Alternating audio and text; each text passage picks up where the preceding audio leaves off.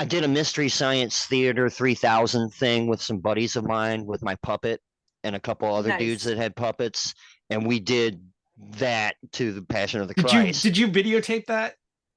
Well, what happened was okay, here's how I got it out. We couldn't put it on YouTube. They took it down. Mel Gibson was like, "No," and cried immediately from his island, and they yanked it off of YouTube.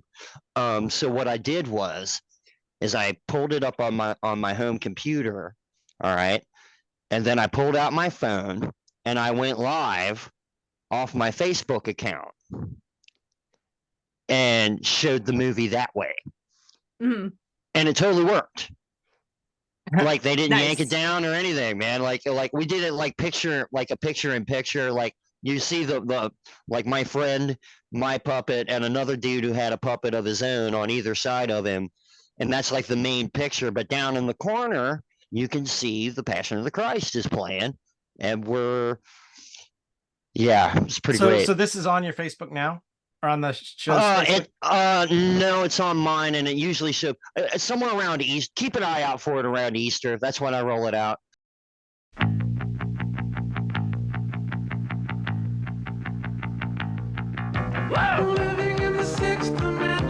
Just keep saying to yourself, it's only a movie.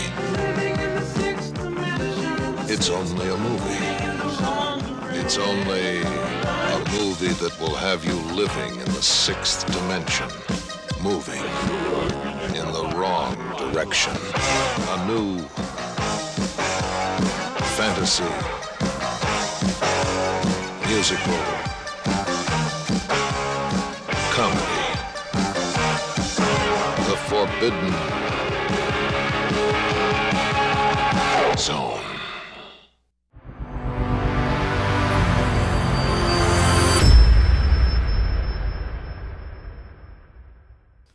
Welcome back to Geek Channel 8. I'm Eric. And I'm Johanna.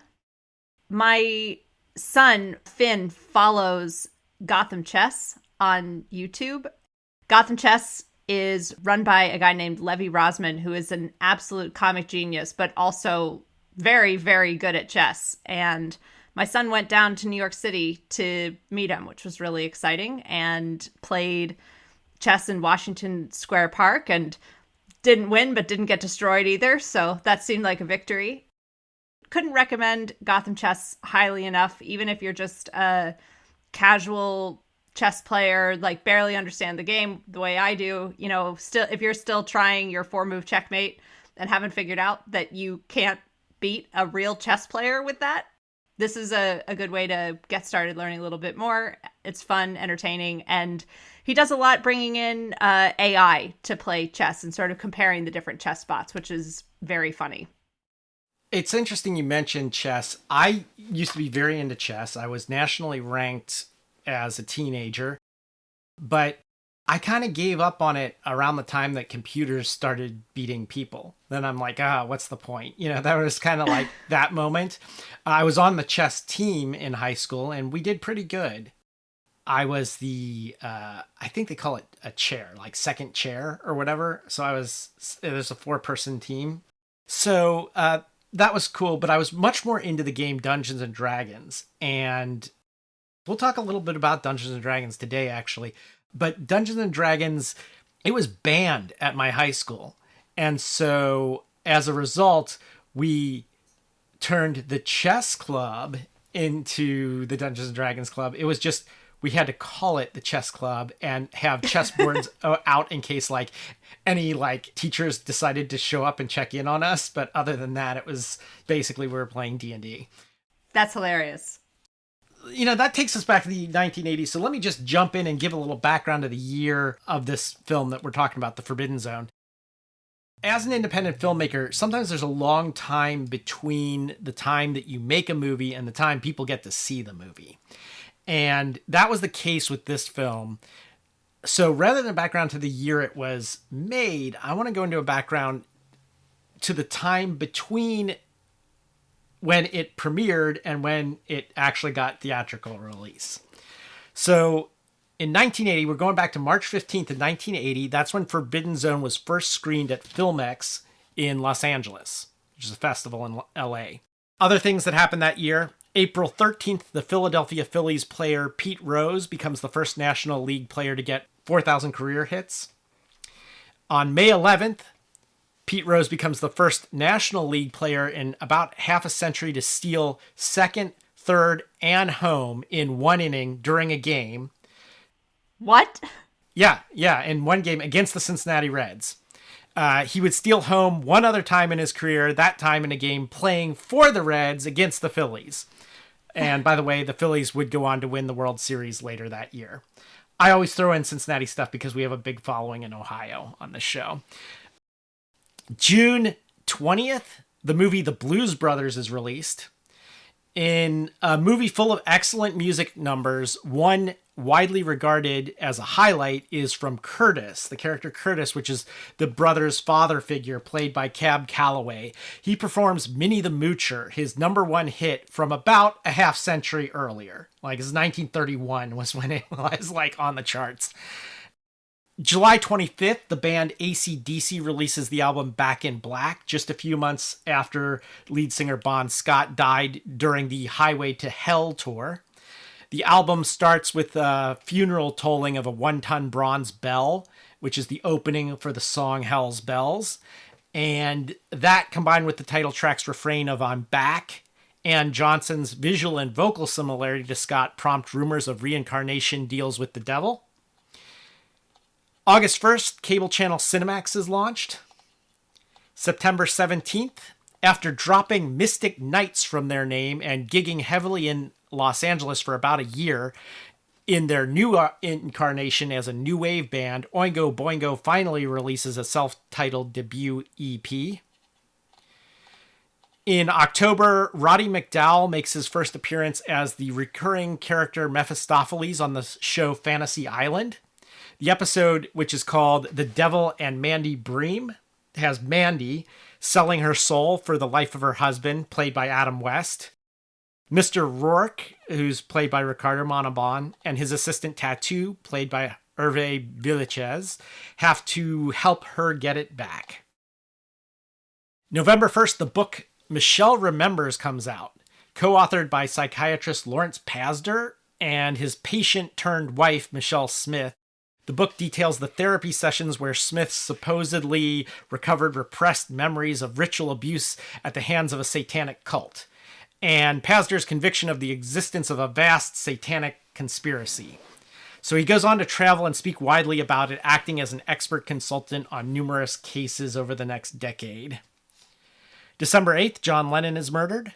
January 1981, Only a Lad, the debut studio album by Oingo Boingo, is released. February 4th, Oingo Boingo plays a school assembly in the Westlake High School gymnasium, including the controversial song Little Girls, which, if you haven't heard Little Girls, they played this in a high school gym. Total chaos ensues. March 27th, Ozzy Osbourne releases his first solo album, Blizzard of Oz. This will lead to a pre-teenaged me speaking to Ozzy on a promotion appearance call-in radio show to ask him, who is Mr. Crowley? Even though I knew the answer, I wanted to hear it on my local station, WEBN. I wanted to hear it like said in conservative Cincinnati on the radio. So April 3rd, beating the launch of the IBM PC by nearly 4 months, the first personal computer, the Osborne 1, debuts at the 7th Annual West Coast Computer Fair in San Francisco. May 8th, a sinkhole opens in Winter Park, Florida, Friday at 8 p.m. By Saturday, it had swallowed up the home of May Rose Owens, a 67-year-old beautician, 6 Porsche cars from a nearby dealership, and part of the municipal swimming pool.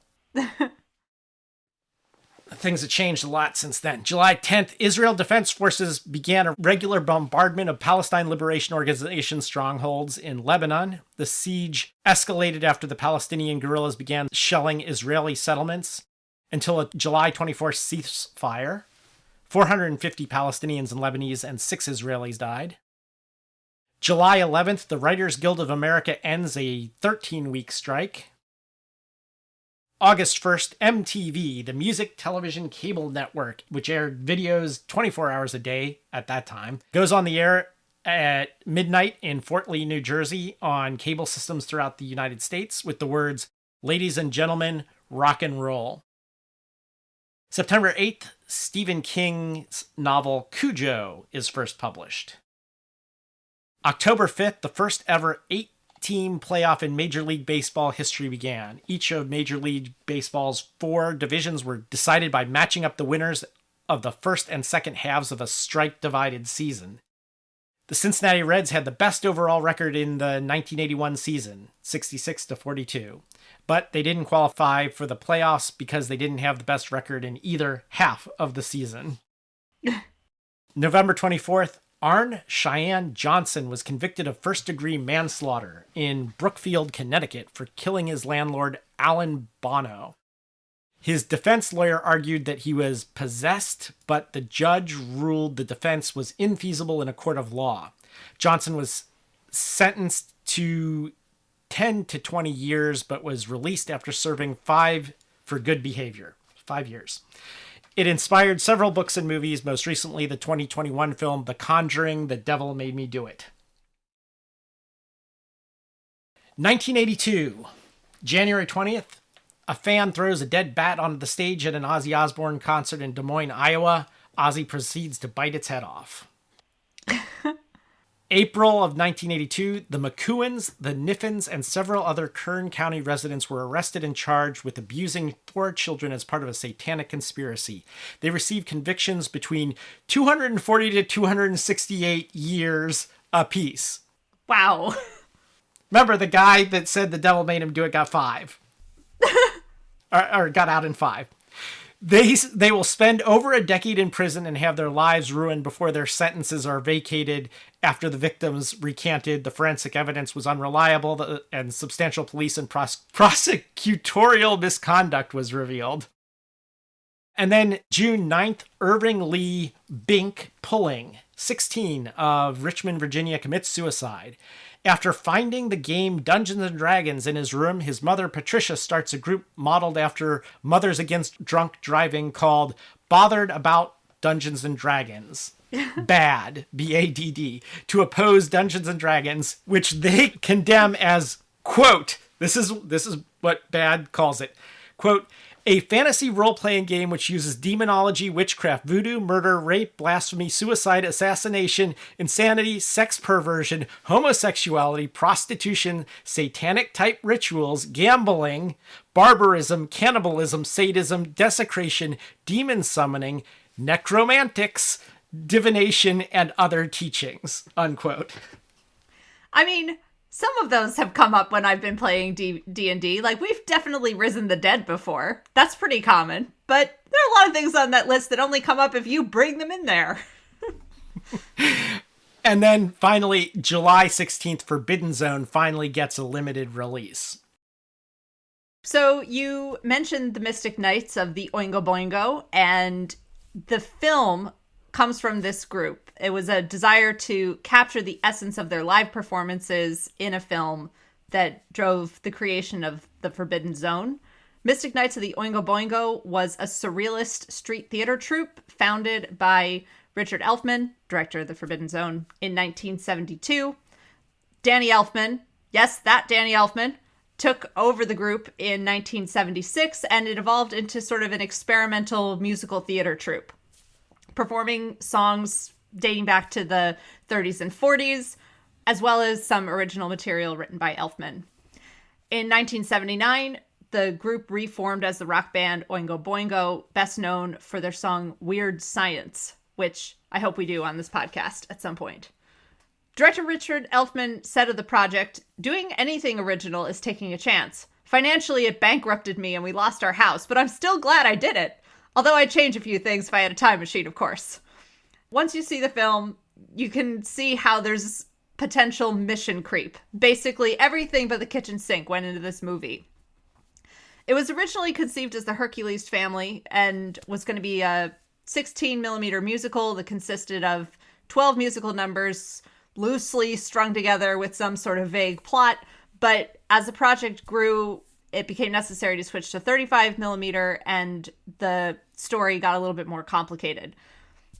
They ended up reshooting a bunch of the original scenes in order to fit this new format. It was originally shot on black and white film in 1977, but when they restored it in 2004 and then colorized it in 2008, it became the version we know of today.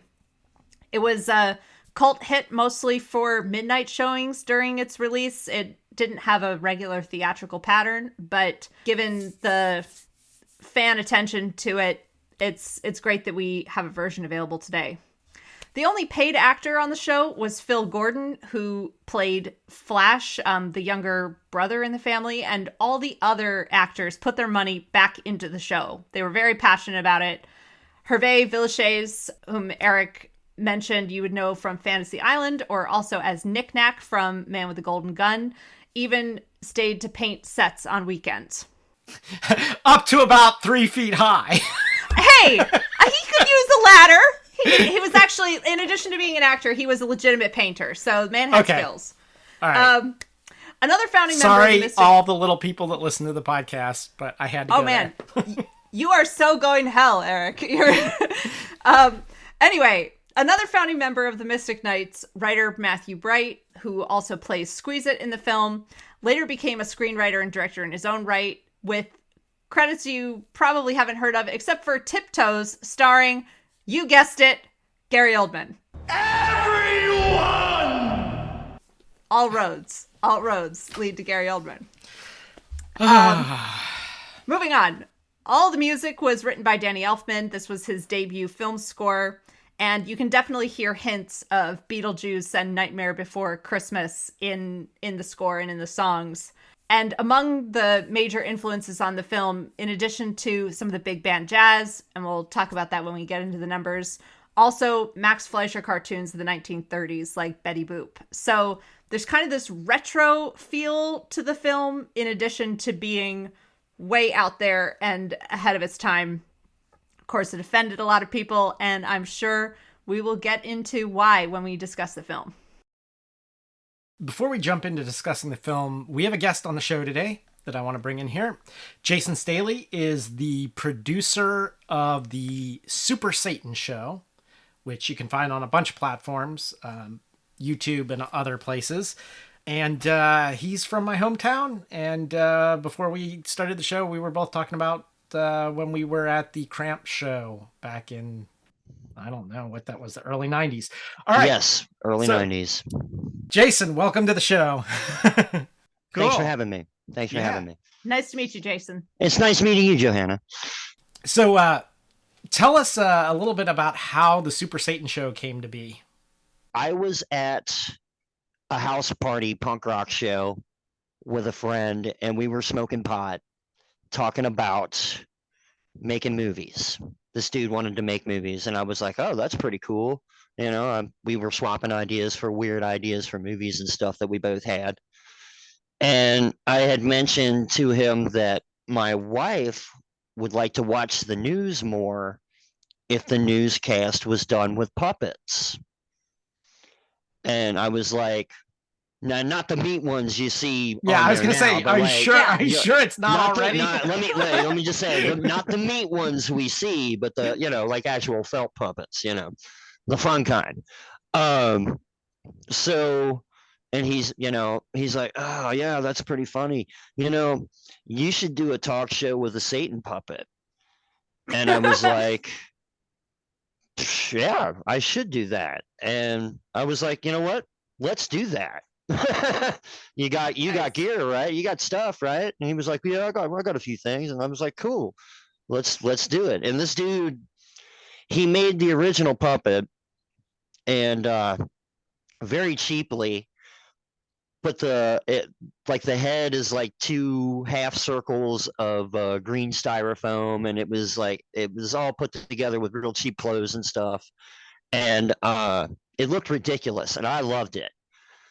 And I lined up a person. I lined up a friend of mine named Billy Tackett, who is an impressionist artist here in Cincinnati, and he's a good friend of mine and has a good sense of humor. So I was like, okay, well, this will be fun. So I interviewed him with the puppet, and we cut up and made ridiculous jokes. And but mainly, I wanted to show his artwork, the type of, what type, like, while we were rolling around his studio with the camera, I'd ask him about these, quite honestly, some really amazing pieces. He dips his fingers in paint and flicks it onto the canvas and just makes these amazing fucking pieces. And so I wanted to, have a little fun with him and spotlight the his work. And so we did that, and it looked cool. But the problem was, my friend who had the gear had to give the gear back. And I don't know where any of that footage, I doubt I'll ever see any of that footage ever again, sadly. Yeah. But it's whatever. And I thought that was pretty much the end of the Super Satan show right there. Fast forward a couple of months later, Facebook Live becomes a thing. And suddenly it fucking hits me. Holy shit. Everybody's Facebook page is potentially a TV channel now. And you could, if like everything that you needed to do something silly and ridiculous, like a one-act play, or whatever, you have the ability to do it. It's in my pocket. Yeah. So it's in my damn pocket. So yeah, I called up my friend. I was like, Paul, check this out. You know about this Facebook Live stuff? And he's like, yeah, I guess you could go. I was like, okay, dude, come over to the house, bring that puppet, and we'll set up in my kitchen, and we'll play with it to see what happens. And yeah, it was fun. Basically, I just turned the camera on the puppet and started talking, and people would like clock in, check in and start asking the puppet questions, and at first it was kind of stupid, and then I was like, okay, I know plenty of weird musicians. Let's talk to them about, maybe not their music. Ask them about what they think about what's going on in China, or whatever, just ridiculous stuff, whatever. And so we started doing that. And I've been doing that pretty much for the last solid 7 years. I'm in the middle of my 8th season, something like that. And yeah, I interview bands. It's like Wayne's World with a Satan puppet. Right. Okay. Right. It literally Nice. that's literally what it is. I have currently I broadcast out of a basement in Northside in Cincinnati, Ohio. Bands come over to the house. We push them down in the basement. If they want to use their gear, they can. We have gear here. We can backline them on stuff. So, and yeah, I make them play me rock and roll, and then I tell them dick jokes with the puppet. Awesome.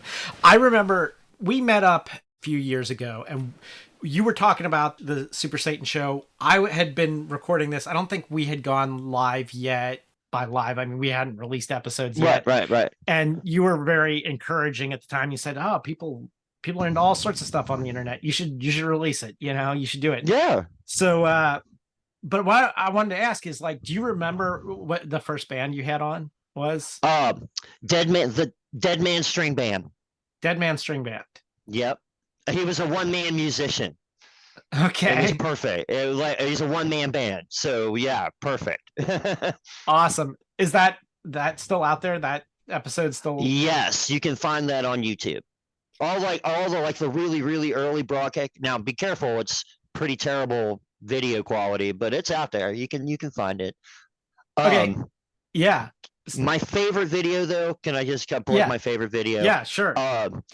Several years ago, Joel Osteen came to Cincinnati and like had the US Bank Arena, and my old partner and I took the puppet down there and went live. Oh no. Man, it was fantastic. It was fantastic. It's probably the best video I ever shot. Now I only scripted. Well, I don't like to script anything. Like I don't really. I do it off the cuff. My idea of funny is in the moment. You know what I mean? Right. So, but I was like, I want to take the puppet up to the will call window and tell them that we're on the guest list and we want backstage laminates. And they bought that? Hell no. Oh, hell no. Of course not. I've got a Satan puppet in the window at Joel Osteen demanding laminates for backstage. Hell no, they didn't do. No, of course not. Now, everything that happened beforehand, before that, and after that was completely unscripted and completely, quite on a fucking wackadoo. Like, somebody ended up giving us tickets. Nice. And this is like this guy, I don't know, after like the whole bit with the will call window was pretty funny because the guy's just looking at me like I'm like ridiculous, and I'm like talking to him with the puppet, and I got his little felt hand tapping on the fucking little desk there, like, come on, give me the passes, let's go. Can I talk to a manager? You know, somebody else, you know, and yeah, that was funny. And then we're standing there, you know, and like there's two policemen watching us this whole time while we're doing this. And you can see on their faces, they're like, he, that's funny. That's funny, but y'all be cool, you know, kind of thing, you know. Yeah. And we weren't being, you know, we weren't trying to be offensive or, you know, get in anybody's face or anything like that. But this guy walked straight up to us and he's like, hey, do you guys need tickets? And I immediately go, no, I don't want to go in there. I don't want to go in there. And my partner's like, yeah, give them here. And he's like, oh, okay, cool. And like he pulls out two of them for himself and hands us this envelope with like 6 fucking tickets in it. He's like, there you go. See you later, and walks off. And I'm like, and I'm looking at Tim and he's like, well, let's go. And like, I couldn't not go because like I've got a microphone into the phone so you can hear me, and like I'm basically tethered to him. And he's like walking, and I'm like, God damn it. Okay. So we get up to the door. There's a metal detector there. Tim, my buddy Tim, sets the phone. You see the phone get set down in the plastic bin. All right. And you have to listen closely. But you hear some lady go, sir, you can't bring that in here. And I went, no, it's fine. I have tickets. It's okay. And again, you hear, sir, you can't bring that in here. And I start, and like I look up, and there's a guy. You can't see it as he's off camera. You can't see it, but there's a guy to my right, and he's wearing a suit and tie, and he was part of the security team there. And he's like, you got to go. And I was like, I started screaming puppet racist at them. This is puppet racism. What's going on here? I have tickets. I demand to see a manager. And they're like, yeah, let's go. And I'm like, all right, we're going. It's cool. We're going. We ran into protesters, and not the type of protesters you think. Yeah, watch the video. It's called False Prophets. It's on YouTube. It's pretty great. Awesome. But yeah, I have a great time with all kinds of rock and roll, different types of music. Check it out. Who you got coming up on the show? Yeah. We've been recording. We used to go live all the time, which I kind of liked, but my producers and my sound guy both kind of cornered me, and they were like, well, we want to edit things and mix stuff and, you know, make things sound really good. And I'm like, oh, that's awesome. But I guys, I can't pay you to do that. You know, I can't pay you to do that. We don't make any money doing this. It's a puppet show, bro. We don't make any money doing this, you know. And but they were like, no, we want to do it. So we've been editing videos, and my sound man Krusty mixes sound. He's been a sound man for a real long time, knows what he's doing, and does really good. They sound great. The videos look cool. We've got a bunch of different. Somebody gave us a bunch of GoPros. Oh, nice. So like yeah, man, I couldn't believe it. They were like, here, take these. And I was like, okay, cool. So we got a bunch of different camera angles now than what used to be just one static shot, like with my cell phone. Now I've got, I don't know, 8 cameras to work with. like Awesome. overheads, and yeah, it's definitely, you can, if you look at the early stuff from when I started to where I am now, it's definitely a different animal, but the essence of what I'm doing is still there, and my passion for it. Awesome. Well, when we were doing this, choosing this film, I knew that Satan played a role in it. So I was like, let's get Jason in on this and make him Okay. watch this. So let's start talking about this film. I'm Okay. gonna kick it over to Johanna first here. So as soon as this opens, opens with a drug lord, a pimp, whatever. He's hiding heroin in the basement of this cartoony house, and finds a portal to the sixth dimension. You want to take it from there and let us know what your reaction to this stuff was when you saw it? I actually love the animation in this film throughout. And I feel like it's a strong opening to indicate, like haunted house, something weird is going to be going on here. And I'm glad that they decided to leave it there, pimp escapes, and now we've instead got this totally deranged family that moves in after the credits, after the opening title sequence. Yeah.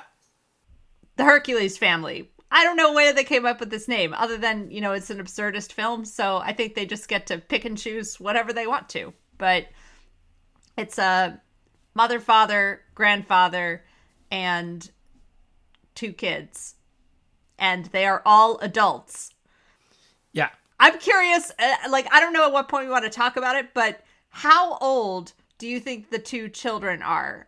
Frenchie, the daughter, and the son, Flash, because they are adults. They do adult things during the course of the film, but at some point they're at school and they're learning their letters. So how old do we think these children are?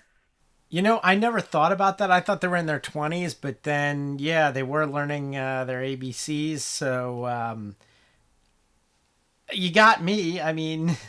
Well, I feel like you have to sort of do some loose, this represents that kind of interpretation. And so I don't know whether we're supposed to assume they're actually in high school and that they're learning their letters thing is not meant to be taken literally. It's, they're learning dumb, useless things in school and it might as well be represented by the alphabet, or whether it's the other way around of they literally are elementary school students and this film is about how perverse children can be. It's one or the other. Or something else. I don't know. I think so. There's a reason I chose this to follow up Hausu. One, I needed some weird acid trippy thing to follow. It's hard to find a film to follow a Hausu with. Did you just Google films with floating heads? Was that how you? You know me better than that. There's a grand plan at work here. We're going somewhere with this, right? Of course. But the dubious age of the kids, just like in Hausu, was part of it. It's it's are they in their 20s? Are they teenagers? Are they kids? I don't know. Jason, do you have an opinion on this? I thought it was weird that the kid looked older than the granddad. Yes. And I think they're actors representing whatever. It doesn't necessarily matter what they're learning or what their age is. They're supposed to be school children of some descript, and I don't know, maybe not. I didn't think about too much of what all that meant. I did think, what I will say is it was interesting how their depiction of what school is like then and how much it's that way now still. Yes. Yeah. I mean, even more so with the gun shoot, the shootout scene in the school. It was with things going on the way they are today, I was like, wow, you kind of they nailed that one. You looked in the crystal ball there, buddy. That's almost spot on. Yeah, that I had that thought too when I saw that. I'm like, okay, they got this one right. Certain things I don't necessarily ask, why is that? I just accept that it is and roll with it. Yeah. One thing I wanted to look into more doing the research for this was the film is described as being very offensive, but I was curious whether the things that offended people when the film came out in 1980, 1982, depending on when you saw it, like, would they have been offended by the same things? Because there's some interesting, like, transphobia and homophobia. Yeah, there's a lot of that. Yeah. But I don't know whether that would have been the stuff they found offensive or whether it would have been some of this other stuff about, like, there was a little bit of a little rape and a little rapey action in there. I think more than a little. Okay. A lot of rape. There was a lot of. Let's just go ahead and just say it. There was a lot of rape in that movie, but not like gratuitous or like it really, But yes, it was very suggested. There's a lot of suggested rape. Well, we may need to wait until we get into the sixth dimension to talk about like what the sex with clothes on is. Yeah. So let's dive down that weird Monty Python tube and let's go. I actually loved the digestive system. That was something. Usually I don't do well with scatological humor, but I thought it was funny and well handled. That was done. The brown pillows when you dropped out, I was like, it was funny. It was funny. I'm still 12, so poop jokes make me laugh. So, but I love that what leads us in there is like Frenchie's like, I'm just gonna take a peek. I'm just gonna take a peek down, like a whole opening Pandora's box thing, and then slips on the roller skate and all the way in. Just the film is fun for gags like that. Yeah, for me visually, I was a little disappointed by it because I had already seen. Are you familiar with the band The Residents? Absolutely, love The Residents. Okay, have you seen the movie they did called Whatever Happened to Violinist Fats? I have not seen that. Oh no. Man, maybe we need to do that on the show. Whatever Happened to Violinist Fats? Man, I feel like Danny Elfman saw that and basically just kind of did his own version of it. In my opinion, that's just my opinion. It's possible. I mean, they would have been, they would have been aware of The Residents. I mean, that they would have been aware of The Residents. Probably. If you're a weirdo musician doing weird music, you probably got friends that do weird music, and and quite frankly, that was done earlier than this movie.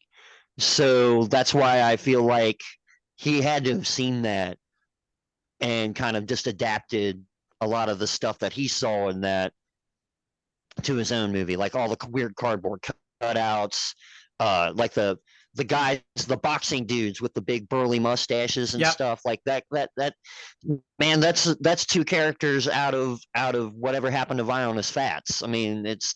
Yeah, I think they're in. They're also in. So I had The Residents Freak Show, which was a DVD, which was a CD-ROM. Interactive DVD. Yeah, yes, yeah. I played it. Yes, I know exactly. Yeah, and I think those characters were in there too.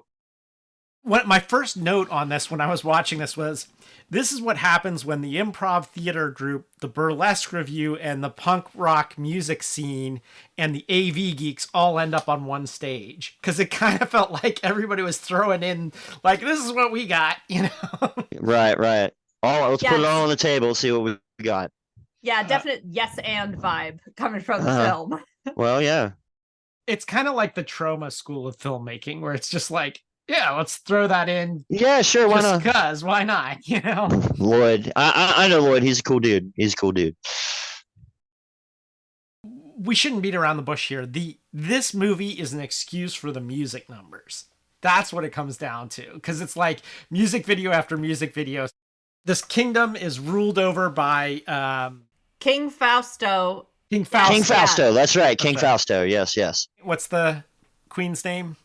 I don't know if she has a name. I just have the queen. Okay, the queen. Yeah, the queen. And then their daughter, the princess, who I think they just called the princess. Princess, yeah. She was just princess, yeah. Hot, topless, all throughout the whole all movie. the time. The whole time. Yay! Never puts anything on. Just pearls. Just pearls. Yeah. High heels, pearls. Did she wear opera gloves, I want to say? Yeah. I think that was... she might have had gloves and panties. Like Granny panties, almost. Granny But panties, yeah. see-through granny panties. Yes, that's true. Yeah. And I think that, like, granny panties, like, that was probably the norm at the time this was made, right? 1981. Right. Yeah. 1979, I think, was probably when they started shooting yeah. Oh, it. yeah. So let's talk about the music numbers. You know, you were talking earlier, Jason, about getting free tickets to stuff. And, like, I remember in the late 80s, there were a ton of good shows happening in 1 week in the town I lived in, Cincinnati, Ohio. And one of them was Devo. Sweet. And one was Oingo Boingo. And they were back to back on different nights. Like, so there was one night was Devo, Oingo Boingo was another night. There were a bunch of other good bands. That whole week was filled with shows. I could only afford to go to one. Sophie's Choice. Yeah, I chose Devo because Devo didn't tour that often at that time, and Oingo Boingo toured a lot. So I was like, I can always catch Oingo Boingo again, even though I've never seen either of these bands live before. No regrets about seeing Devo, and it was just amazing. But I was disappointed I couldn't see Oingo Boingo. And then there was this girl named Iz, and back then, what people got to understand is there's, like, if you were a freak into weird music, like, there were only so many of us around, so you were instantly friends with anyone else that was. I didn't know Iz that well. She went to the same college I did, and she hung out in the same lounge that I did, and she left an envelope with my name on it, and she had to leave to go to, I think, home for, like, Thanksgiving or something. I opened this envelope, and there's a ticket to Oingo Boingo. Oh. So I went to Oingo Boingo the next night, and Nice. Danny Elfman is amazing. Like, the whole band is great, but it's like, it is an experience to see Danny Elfman on stage. It makes you want to start a band. It really does. It was an amazing show. They played really long. I think it was the Boingo Alive tour, so they were playing all their hits and playing, everything. It was amazing. The fact that Danny Elfman was going to perform a song in this, that is the sole reason I wanted to see it. It really is the reason to watch this film, in my opinion. You want to tell us what he does in this, Johanna? Yeah, well, our friend Danny Elfman gets to be Satan, which is by far, that musical number is the best one of the bunch. There's some, like, weird cabaret type numbers. There's a song that's partially or mostly in French. Like, we get a very eclectic musical review, but Satan's number, which blatantly steals from Cab Calloway's Minnie the Moocher, the oh Heidi, Heidi, ho, Heidi, yeah, Heidi. Heidi, Heidi, yeah. ho. It's basically the same thing. He just changes the words. Yeah. Anyway, it's an amazing number. He's got this incredible red beard. It's an interesting interpretation of Satan. He's definitely pretty classy dude. It's Zoot Suit Satan. Yeah, Zoot Yeah. Suit Satan. Zoot Suit Yeah, Satan. man. Yeah. And his whole plan is that he wants the princess. Yeah, and he convinces Frenchie to bring her to him. Yeah. Then proceeds to, like, kill him anyway, or try to kill him anyway. But all right, so I got a question, because this whole episode is built around this. I got to ask Jason, what do you think Satan, the Satan that you're familiar with on your show, would say about this particular incarnation of himself? He'd be disappointed. Really? And I am want to agree, because this guy is such a good musician, and he fucking rips off Cab Calloway. Come on, man. Come on, man. Well, it is credited as. Yeah. Did you dump all your imagination into this, making this terrible movie, and you didn't have time to write a good fucking song? Come on. That's that. And although he did look cool, Satan will give him props because he did look cool. But for the rest of it, Okay. Just to be clear for both of you guys, they don't try to hide that this is a cover. It's credited as Minnie the Moocher in the credits and all that. as it should be. They don't try to pretend like they're doing something else. I just wanted to clarify that. Okay, but I get it. They could have done an original music number here. Or something. Well, all the lyrics on the top, though, are his. Yeah, they've changed the lyrics around. I took it more as a love letter.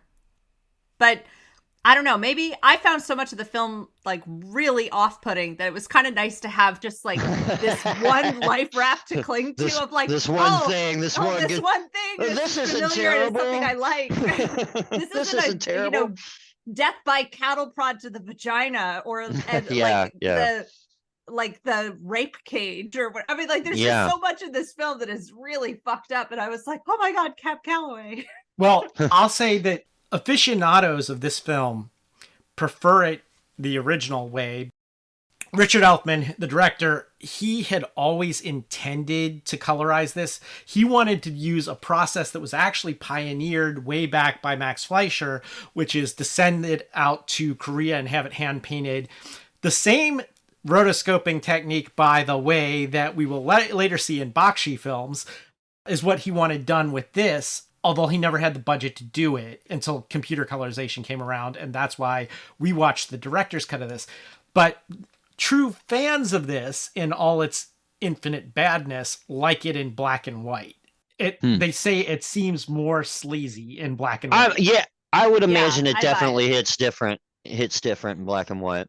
But one of the big changes that was made is the blackface. So in black and white, if you see the black and white version of this, the Mystic Knights are totally in blackface, like the original Mini Moocher cartoon by Max Fleischer, which was, as we said, made in the 1930s, super racist by today's standards. They changed it to clown makeup because they had the ability to do that when they went to go colorize it. So that, racism is something that's often accused of. But in general, racism aside, fans of the film like it in black and white because they just say it's like, it seems dirtier, Yeah, well, I could see that. Yeah, and it might call back more to like B science fiction films, which there's definitely like B science fiction vibes all over this with the Queen's, Bride of Frankenstein hairdo, and she shoots a guy with a ray gun at one point. The guy with the ray gun. There's a frogman butler, like there's just like a rapey one. Yeah. Well, it seems like it's a disease that's catching in the land down there. I thought it was interesting that like they're all completely clothed the entire time, so it's more like aggressive dry humping. Right. Yeah, it's just like there's all sorts of weirdness about this. Yeah. All right. We are running short on time, so I'm going to ask for final opinions on thumbs up or thumbs down on this. We will start with our guest, Jason. Why don't you give us your thumbs up and thumbs down, and then you can also tell us if you wanted what you think Satan would say.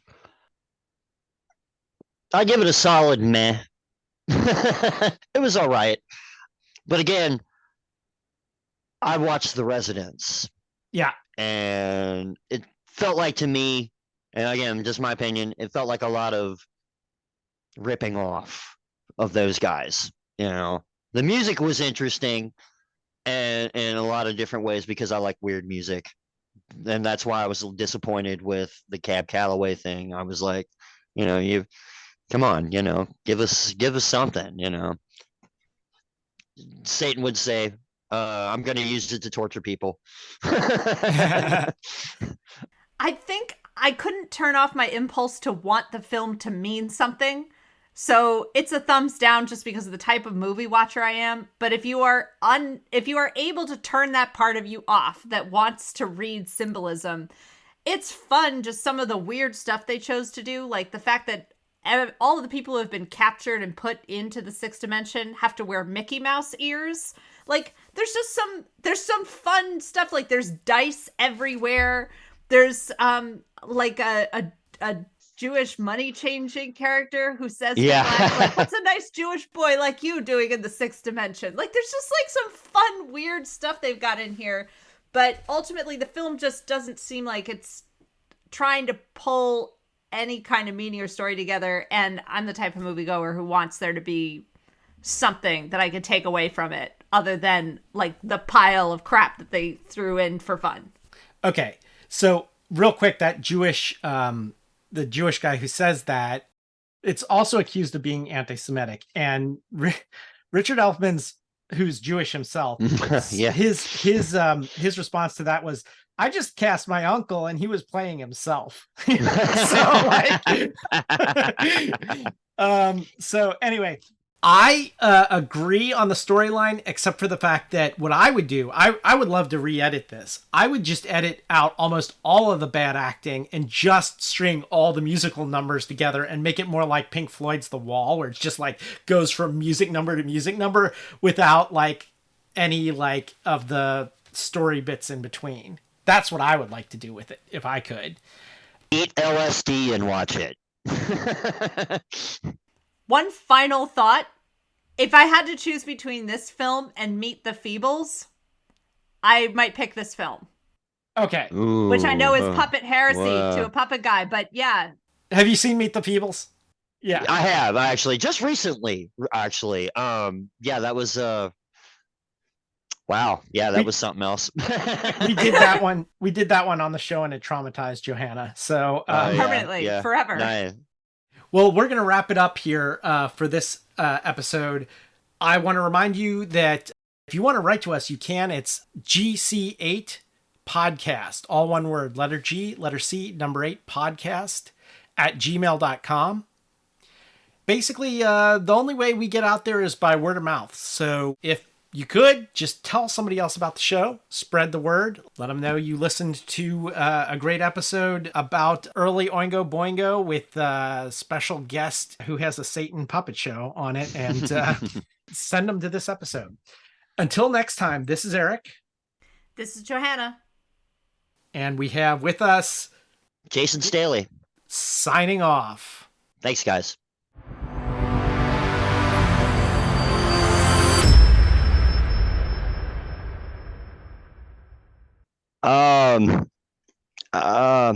How one question I actually forgot to ask. Are